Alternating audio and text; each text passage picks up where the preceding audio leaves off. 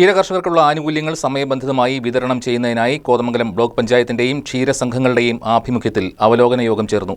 കൃത്യമായ ഏകോപനം ഇല്ലാത്തതുകൊണ്ടും സർക്കാർ ഫണ്ട് അനുവദിക്കാത്തതുകൊണ്ടും മുൻവർഷത്തെ ആനുകൂല്യ വിതരണം മുടങ്ങിയിരുന്നു. ഈ സാമ്പത്തിക വർഷവും ആനുകൂല്യം മുടങ്ങുന്നത് ആവർത്തിക്കാതിരിക്കാനാണ് ബ്ലോക്ക് പഞ്ചായത്ത് അധികൃതരുടെ നേതൃത്വത്തിൽ അവലോകന യോഗം വിളിച്ചു ചേർത്തത്.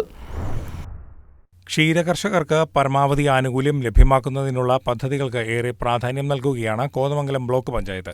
ഇതിനായി 63,50,000 രൂപയുടെ പദ്ധതിയാണ് ബ്ലോക്ക് പഞ്ചായത്ത് സമർപ്പിച്ചിരുന്നത്. കഴിഞ്ഞ സാമ്പത്തിക വർഷം അഡീഷണൽ ഇൻസെന്റീവ് എന്ന വകയിൽ ലിറ്ററിന് 3 രൂപ വീതമാണ് നൽകാൻ ഉദ്ദേശിച്ചത്. ആനുകൂല്യങ്ങളുടെ ആദ്യ ഗഡുവും രണ്ടാം ഗഡുവും കൃത്യമായ ഗുണഭോക്തൃ ലിസ്റ്റ് ലഭിക്കാത്തതിനാലും മൂന്നാം ഗഡു സർക്കാരിൽ നിന്നും പണം ലഭിക്കാത്തതിനാലും വിതരണം ചെയ്യാൻ സാധിച്ചില്ല.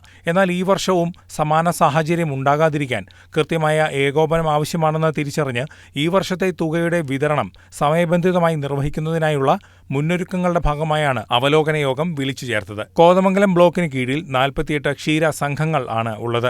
ഇവയിൽ നിന്നുള്ള പ്രസിഡന്റുമാർ, സെക്രട്ടറിമാർ, പഞ്ചായത്ത് പ്രസിഡന്റുമാർ, മിൽമ പ്രതിനിധികൾ തുടങ്ങിയവർ അവലോകന യോഗത്തിൽ പങ്കെടുത്തു. ഡിഒ സുജിത് പി രാഘവൻ സ്വാഗതം ആശംസിച്ചു. Milma board member PS Najeeb ആമുഖ പ്രഭാഷണം നടത്തി.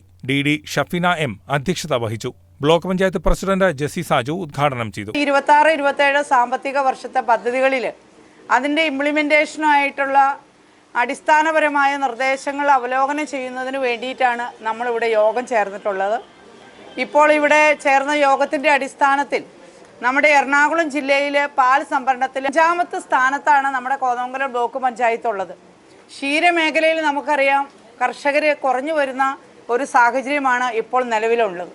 കർഷകർ അവകാശപ്പെടുന്നത് അവരുടെ പാലിന് അവർക്ക് അവരുടെ കഷ്ടതയ്ക്ക് അനുസരിച്ചിട്ടുള്ളൊരു വില കിട്ടുന്നില്ല എന്നുള്ളൊരു ആക്ഷേപമാണ് പലപ്പോഴും കർഷകരിൽ നിന്ന് നമുക്ക് നേരിടുന്നത്. അപ്പോൾ അവരെ സഹായിക്കുന്നതിന് വേണ്ടിയിട്ടാണ് ബ്ലോക്ക് പഞ്ചായത്ത് മിൽക്ക് ഇൻസെന്റീവ് എന്ന പദ്ധതി ആസൂത്രണം ചെയ്ത് മുമ്പോട്ട് പോവുകയാണ്. Block panchayat vice president Binoy P Joseph മുഖ്യപ്രഭാഷണം നടത്തി.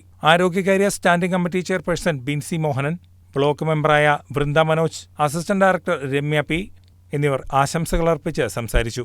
കോട്ടപ്പടി ഗ്രാമപഞ്ചായത്ത് വികസനകാര്യ standing committee chairman MK Eldhose നന്ദി പ്രകാശിപ്പിച്ചു. News desk KCV news.